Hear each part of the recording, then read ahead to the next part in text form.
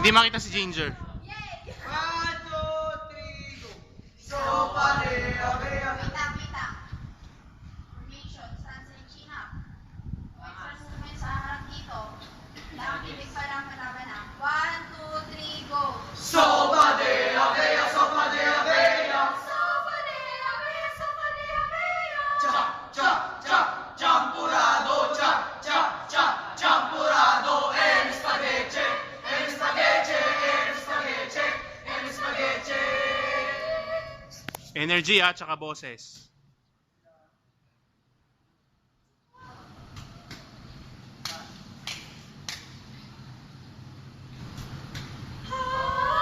Dum dum, dum dum dum, dum dum, dum dum dum, dum dum, dum dum dum.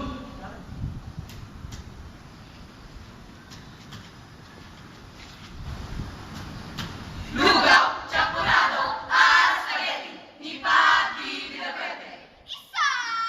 Dalawa!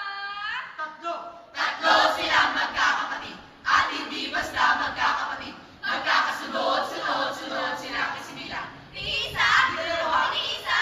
dalawa, 3 minuto ang pagitan. Triplets ang tawag sa kanila. Triplets.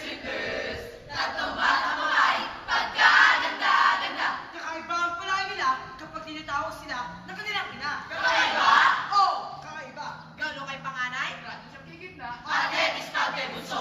Ito na rin ang inakit ng kanilang ina sa tunay nilang pangalan. Mangyari na hindi sa pagkain ng kanilang ina simula pa ng siya nagdi. At sa panahon, unti-unting lumalaki ang kanyang. Lumalaki. Tuwing umaga, sa malapit na mall, nag-aalmusal ang kanilang ina. Bawat araw ay pagpagkain ng kanyang inaalmusal. Tuwing Lunes, dapak, sinangag, at itlog. Kapag Martes, longganisa, sinangag at itlog. Pag Sabado na Miyerkules, corned beef, sinangag at itlog. Pag Huwebes, daing na bangus, sinangag at itlog. Ang Biyernes ay para sa 2 peraso ng burger steak. Burger steak. Ang almusal niya tuwing Sabado ay 2 pirasong kita ng prinitong manok na isinawsaw niya sa gravy.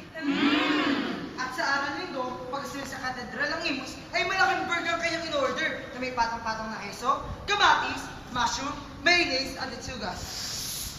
Tumaba ang kanilang ina. Parang may panglobo na malaking tiyan nito. Habang silang magkakapatid, ay nagsiksiksikan sa loob at nangarap na lumabas. Habang silang nasa loob ng tiyan ng kanilang ina, ay iba't iba ang kanilang naririnig. May naririnig silang ibinibini ng kanilang lola. Naririnig din nila ang mga tanong ng kanilang ama. Tigilan mong pagkain ng marami. Minsan na nagdilapiin ng nanay na kaya nila. Baka mahirapan ka sa panganak mo. Ang laki-laki ng tiyan mo, mahal. Hindi ka ba nabibigatan?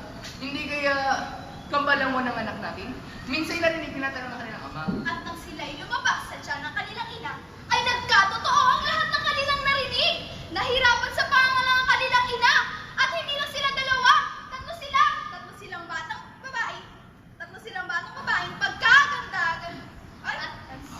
At sila ay Magkakasunod na isinilang sila magkakabuka. Pare-pareho hugis sa kanilang mukha. Sabay-sabay umahaba ang kanilang mga buhok. Magkakasulat ang bilog ng kanilang mga mata. Magkakapareho hugis sa kanilang ilong. Walang pinaniba at tamis na kanilang ngiti. Magkakasilaban ang kanilang matalena. Iisa ang hugis sa kanilang mga at pipili. Iisa ang sukat na kanilang mga kakayapa.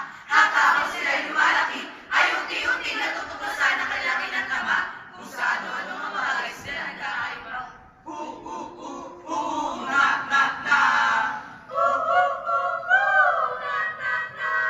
Una, magkakaiba ang paborito nilang laruan. Magkakaiba. Mga plato at pinggan, yari sa lata, paboritong laruan ni Gaudi. Ang sabi niya, paglaki raw niya ay siya magmamayari ng pinakamalaki restaurant sa Pilipinas. Tawa na natawa ang kanyang anak na.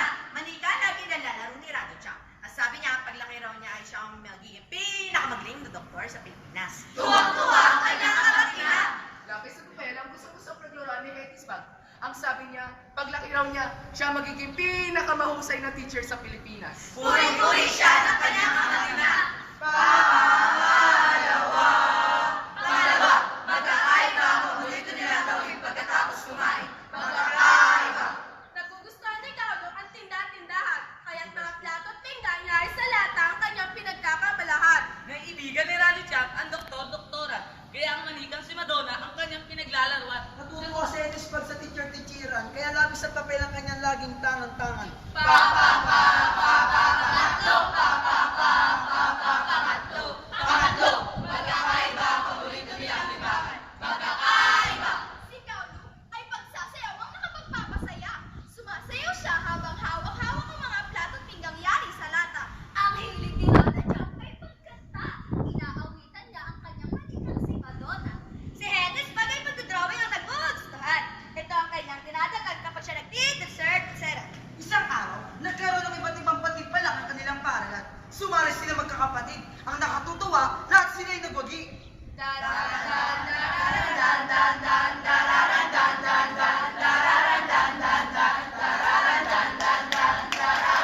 Energy!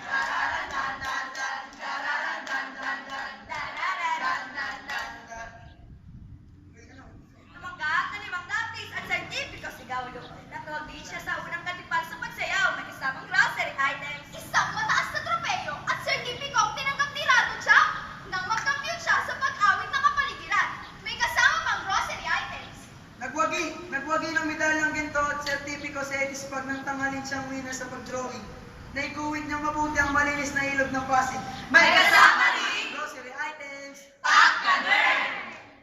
Ang kahapon, magkakaiba ang paborito nilang pagkain. At nangapat, magkakaiba ang paborito nila pagkain.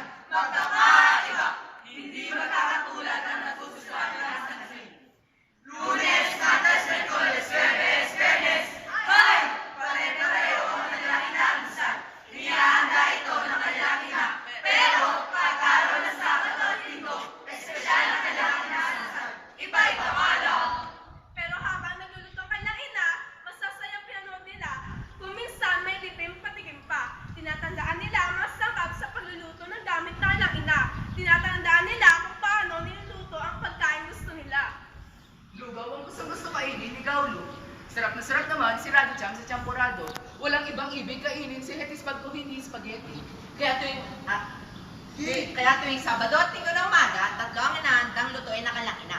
Lugaw para kay Gaulo, champurado kay Rado siya, at spaghetti kay Hetispag. Ang sarap ng lugaw! Ang sabi ni Gaulo. Ang init ng sabaw, kaya hindi ako giniginang. Mas masarap ang champurado.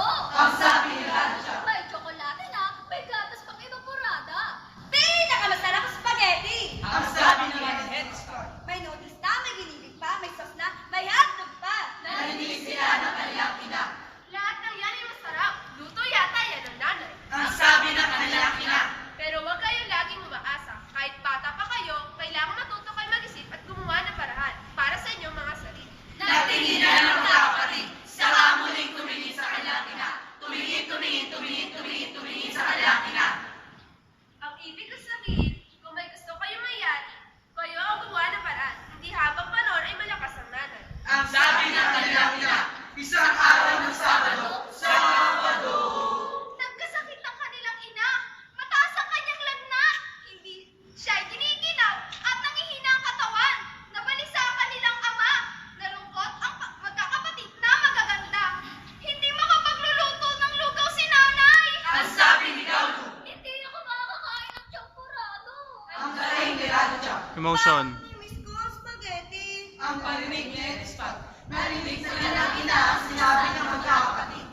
Sa kabilang kanto ay may nagtitindang lugaw, champurado at spaghetti. Sabi ng kanilang ina. Sige, magpapabili ako sa tatay ninyo. Pagdating ng kanilang ama ay sinali nito sa magkakaibang pinggan. Ang lugaw, champurado at spaghetti. Tinikman ng magkakapatid ang paborito niya almusalin. Weh! Ang alat ng lugaw! Ang sabi ni Gaulo. Ay, ang champurado ko! Bakit malamdaw at mataba? Ang reklamo ni Radcha. Wait! Wala lasang spaghetti! At sigaw ni Hetispag. Paano kung sa susunod na Sabado at Linggo ay muling magkasakit si nanay? Ang tanong. Sino ang magluluto ng aking lugaw? Ang tanong ni Gaulo. Paano kung nagnatin at ginawan si nanay sa susunod na Sabado at Linggo? Sino magluluto ng aking champurado? Ang tanong ni Radcha. Paano kung tuwing Sabado at Linggo ay lalagdatin at giginawin si nanay parati? Sino magluluto ng aking spaghetti? Ang tanong ni Hetispag. Lagis. Wait lang. 1, 2, 3, go. Dum dum dum dum dum. One, sa mga 1, 2, 3, go. Ganun. Ayun yan. 1, 2, go. Pag narinig niya. Dum dum dum dum dum dum dum dum dum dum dum dum dum. 1, 2, 3, go. Dum dum dum dum dum. Dum dum dum dum dum dum dum dum dum. Dum dum dum dum dum dum. Dum dum dum dum dum dum dum.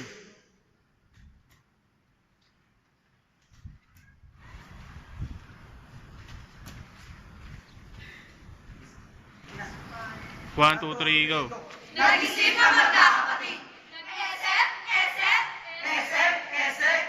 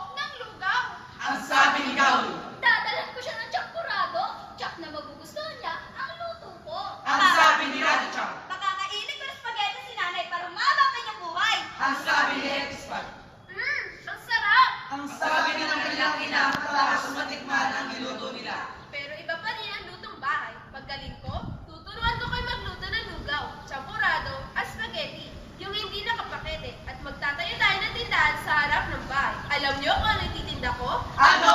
Ano? Lugaw, champurado, at spaghetti!